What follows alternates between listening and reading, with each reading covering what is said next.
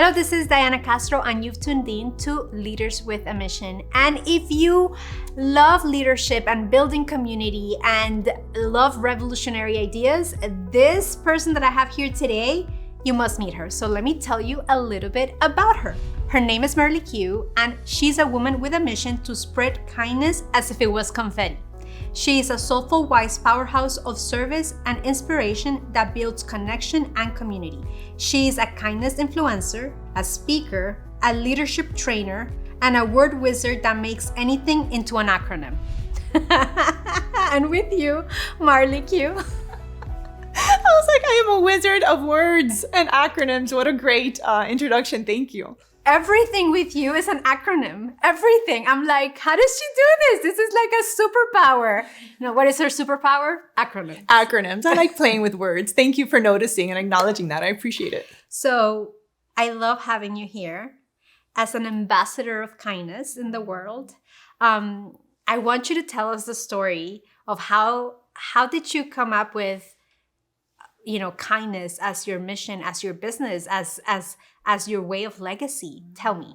Oh, well, I have to first thank my parents, right? I think I was raised well, and I think my parents taught me the importance and the value of kindness, right? But it wasn't until I was in fourth grade, and I actually delivered a TED Talk about the story.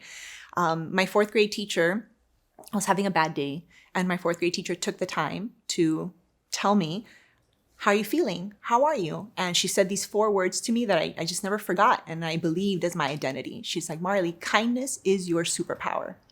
And at 10 years old, I wanted to be a superhero, and I wanted a superpower, so she just gave it to me. And I experienced it. It wasn't just that she told me words.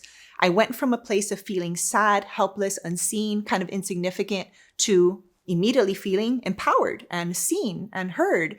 And I just never forgot that. And from that day forward, I'm like, kindness is my superpower. And I started being kind on purpose and spreading it around like confetti, like you said.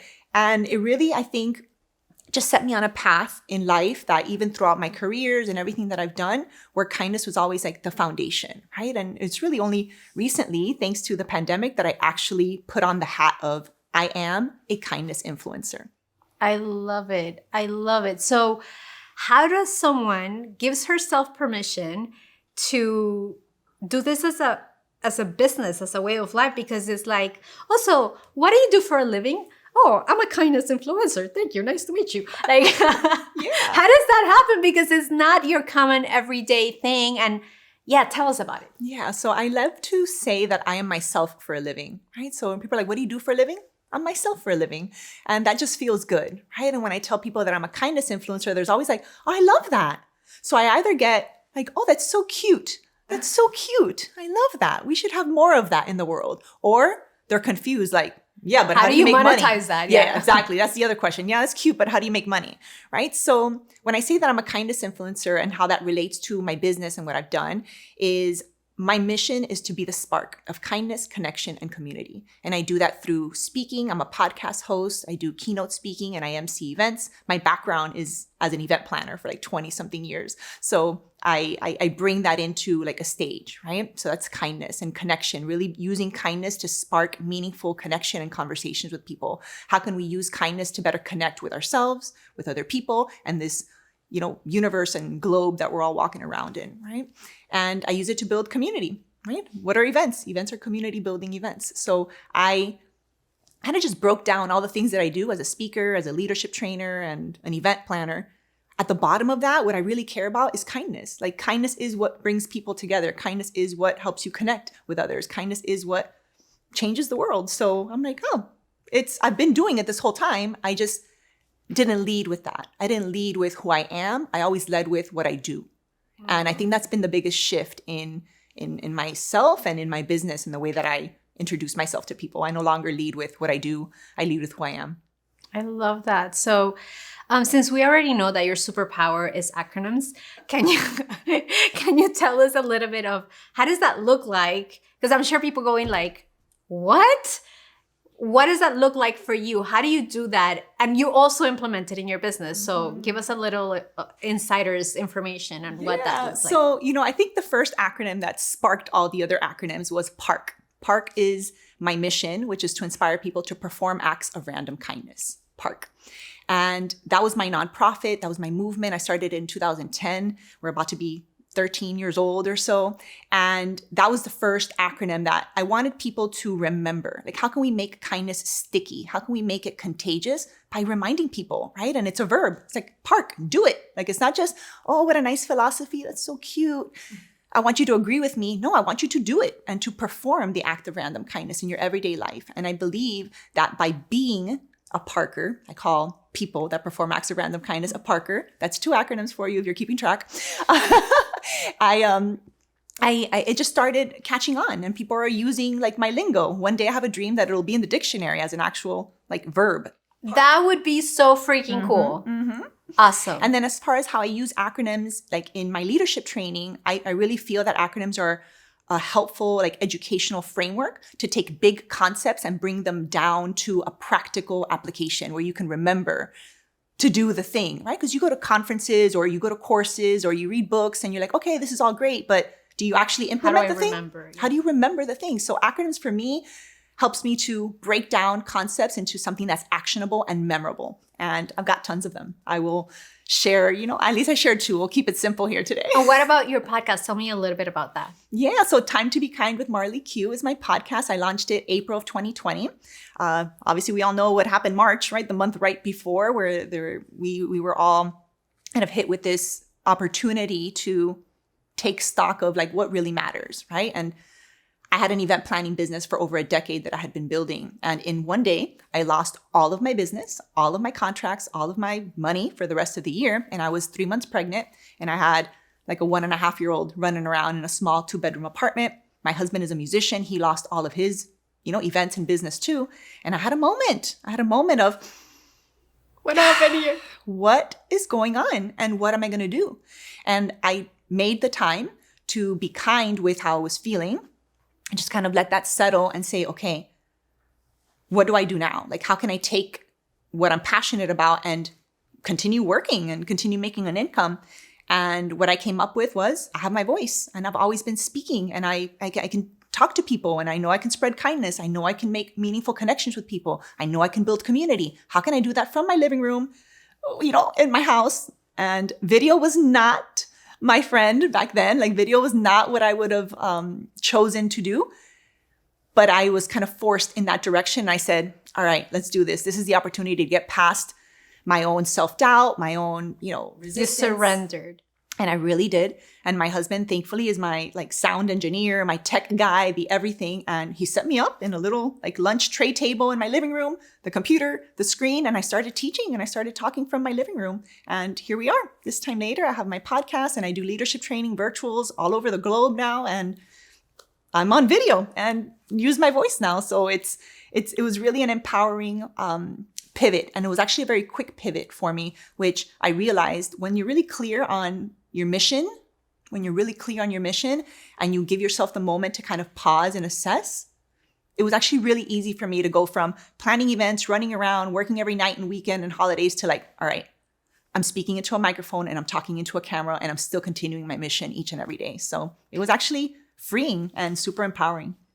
I love what you just said. I mean, it's not just because I am super biased because of video, duh. Yeah. But it's just like, what a life lesson to be able to shift, to be able to re-engage, to take that up as an opportunity rather than, oh my God, I lost everything. Like, yes, we get to have the breakdowns, but you got the opportunity to create a breakthrough. Yes. In that moment. And I think it's important what you just mentioned, that I actually gave myself the time to freak out a little bit, right? I mean, imagine you have a business, you've been building it for a decade, and in a day you get emails and client calls saying, no, we're canceling, $20,000 here gone, 30, like all your money. And you're like, oh, I wasn't just like, okay, great, let me do something else. No, that is not accurate of what happened. Actually, I started crying and my husband came in and wanted to fix it. He's like, everything's going to be okay. Don't worry. And I said, I need a moment. And I actually shoot him out of my room. I'm like, I don't need you to come and fix anything. I don't need you to like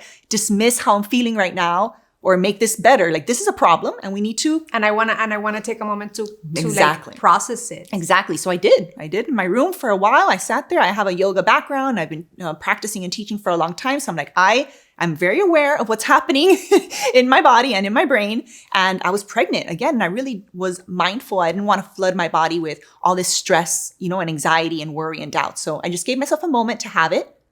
Took a couple breaths, cried a lot, actually, did the ugly cry for a little while, and then went outside and spoke to my husband and said, okay, thank you for the moment.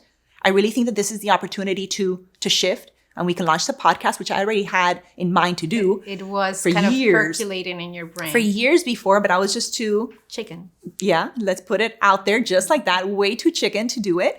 And it just gave me, I'm like, this is the opportunity. Scared or not scared, we're doing it. Babe, I need you to set up some mics. We need to figure out like a studio in my super small apartment. We figured it out. In the corner. I'm talking about in the middle, in the way. And it didn't matter. And we did it. And here we are. Oh my God.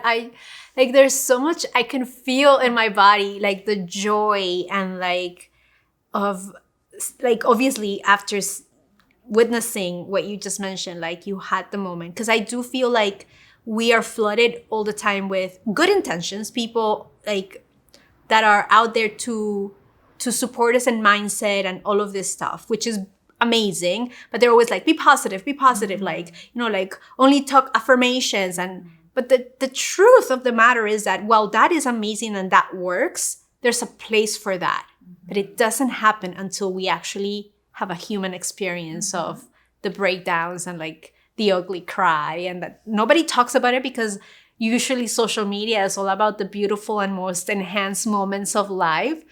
And I love that we allow people to see that. Yeah, I think that's kindness. I think being authentic and honest with your experience and holding space for whatever that experience is, good, bad, ugly, or otherwise, is kindness. And up until that point, I really think that I talked a lot about kindness towards others, right? Park is perform acts of random kindness. It was always outward focus for others. And I really think that pregnancy, parenthood, and the pandemic gave me the opportunity to bring that in to myself first. And it took a while. It took a while to give it to myself, right? Maybe more time than I wanted to, and to sit in that like uncomfortable like limbo. But once I did, then okay, great. I let it out. Next. Yeah. And I think like sometimes, and correct me if I'm wrong, like as you were saying that, I could hear people in the background going, but sometimes we don't think we have the time, or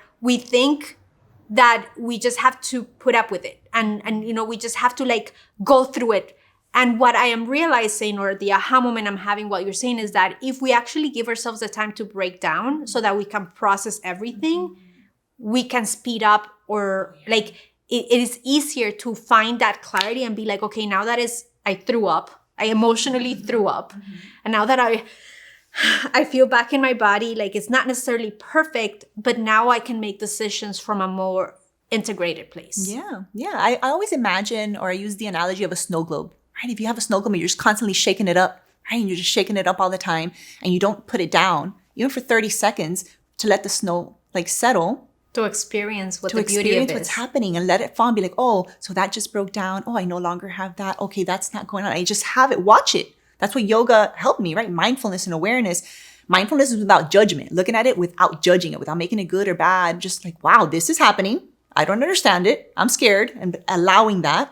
Once it settles and you're like, oh, you can see the little figurines and like, oh, look, there's a little castle in there, whatever. You can see it now. And once you see things clearly, it makes it really much easier to make a decision and to pivot and to move forward, rather than trying to ignore and just keeping the snow globe shaking and trying to like move forward. But with that still going on, you're going to be a lot less effective in, your next move. I love it. And I also witnessed from what you were saying, that wisdom from you and from your husband, meaning, why do I say that? Is like with the best intentions, our husbands are just, they want to take care of us, and they want to hug us, and they want to protect us, and they all they do is they want to make it better because it's they feel called to. And I love that we're talking about it in a sense of letting them know that sometimes it's okay to see us break down. Yeah. That sometimes just holding the space for us to experience, or to have our own body experience, and for us women to also allow them to have the same space without fixing, without like trying to make it better, just to let me be, let me breathe. And not only that to ourselves, but to our kids. If they're having a breakdown, to allow them to have the breakdown. Because is kindness, is acknowledging someone else's pain, is trusting that they and their body will know how to find center again. And it might not happen in our time, but it's in their time. And it's a concept that not a lot of people understand, because it's uncomfortable for us to see someone who we love in pain and in like disarray. But there's so much wisdom in that, allowing the dust to settle. And holding that space, as we say in yoga, and to right? safe space, to have that safe space of being like, okay, I'm here if you need me. Yeah. I mean, it happened this morning with my 2-year-old. I mean, he had a little, tantrum this morning, and I'm like, okay. I just let him. I'm like, okay, great. Let me know when you're done. And I went, I brushed my other kid's teeth, and he was done. I'm like, are you done, Poppy? He goes, yeah, you feel better? Yeah, I better. Great. Let's go. It's just, I don't need to fix anything. Just go ahead and cry it out then.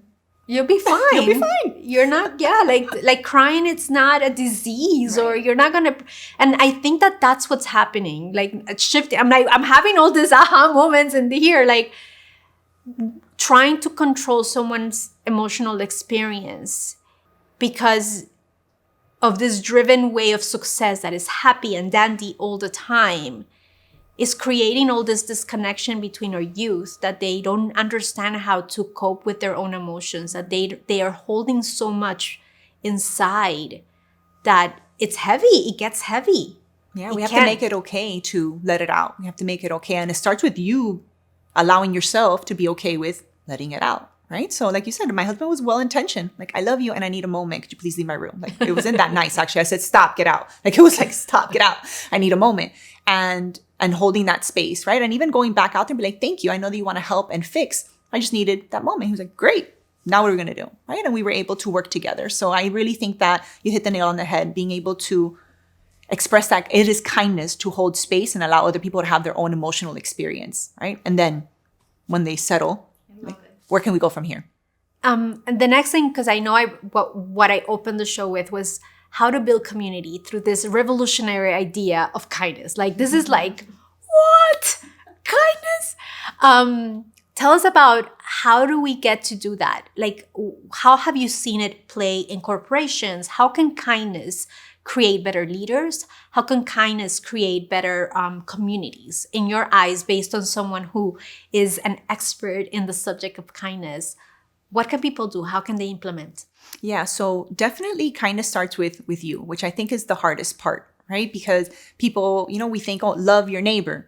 People forget the other part of that, as you love yourself. Like, it's love your neighbor as you love yourself. So what I really, when I teach and I do leadership training, it really is with this foundation of awareness and kindness towards yourself first, allowing us to have just a moment to be aware of how are we feeling, how are we breathing. Most people are breathing incorrectly, which causes stress unnecessarily, right? So once we are able to just hold space for what does kindness look like towards you, right? When we talk about self-care, I don't tell people how to take care of themselves. When we talk about kindness and performing acts of kindness, I'm not telling you how to perform acts of kindness. We have this endless wellspring of ways that we can be kind to ourselves and others. And only you know which way you want to express that in any moment. So the way that I think kindness helps to build community is because kindness is like the vehicle to actually connect with another human being authentically. Like, because we are one mankind, kindness is something that we recognize in others immediately. And we're like, oh, you are like me. There it is. Where's kindness? Whether it's a smile, whether it's a hug, whether it's just holding space to listen to someone,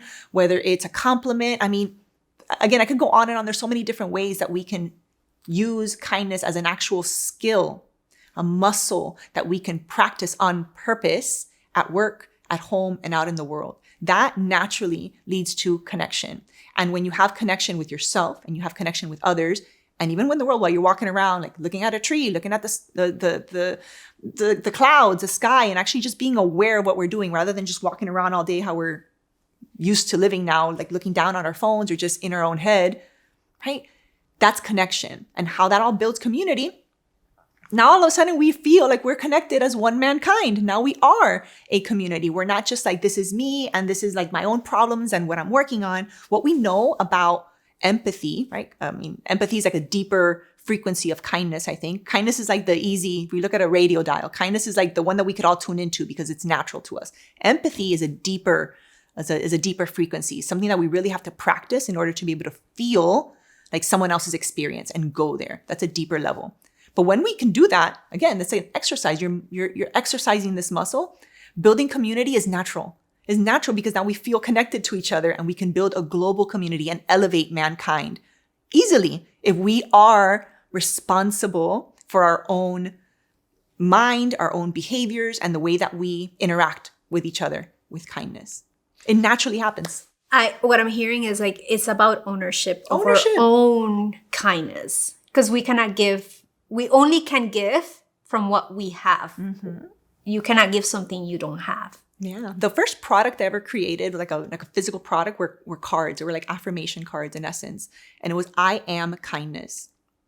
I am kindness. Because that's really what happened when I was 10 years old, is my teacher said, kindness is your superpower. And I owned it. I believed her and I owned it. Like, wow, this is who I am. That's what she said. She's like, that's who you are. You don't have to like graduate. You don't have to go to special school. You don't have to have a ton of money. You don't have to have a car. You don't have to have anything outside of yourself. You, all by yourself, have this superpower and it's kindness. And I believed her. So I identified as this is who I am.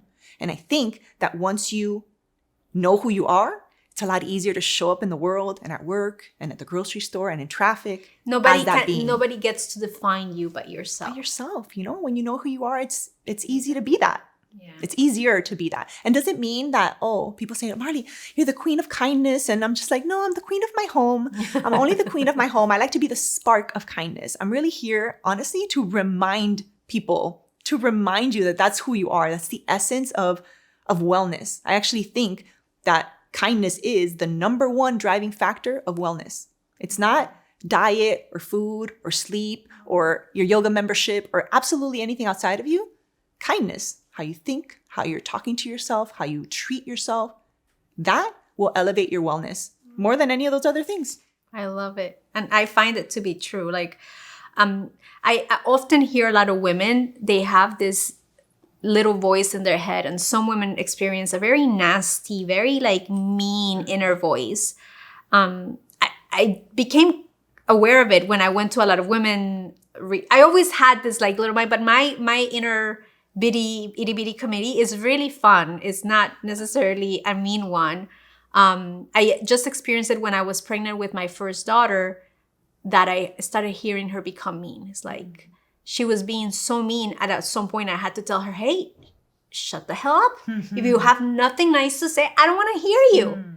I have enough with the world being mean for me to like auto impose it in myself. So I was like, get out. You're not welcome here. She never showed up again.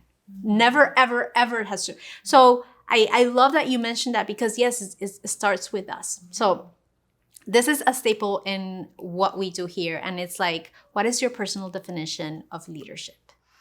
Wow. So leadership is a big topic, right? And there's a lot of really great definitions out there. But the simplest is you lead your ship. Like, you are in charge of guiding yourself through this world and navigating it. You are in charge. It is about ownership. It is about taking ownership for all of it, like personal responsibility for how you feel, what you do, how you interact with others, right? And from that place, you're better equipped to actually lead others, right? So I think that leadership really comes down to self-leadership well before you think about leading other people. It comes down to what kind of leader are you, right? So it's kind leadership, right? So if we can treat ourselves, again, with more kindness, and that doesn't mean that I don't have, like this little critic in my head, which she is very like disciplinary and she's kind of hard on me, and it's like the perfectionist voice and, the plow through things. And now, thankfully, through all the work that I've done, I'm very aware of when she comes up.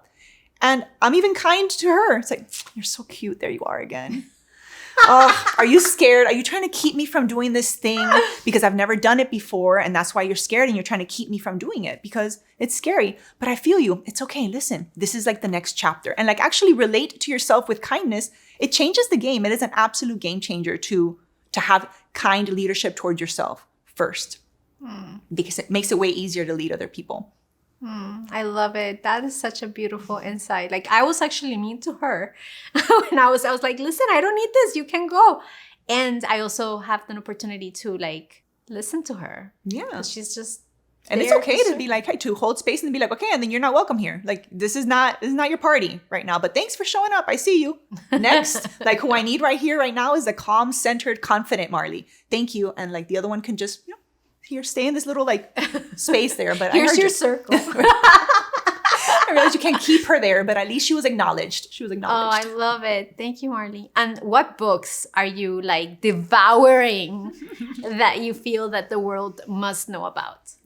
I think one of the most recent books that to me made a really big impact was called The Big Leap by Gay Hendricks. Gay Hendricks.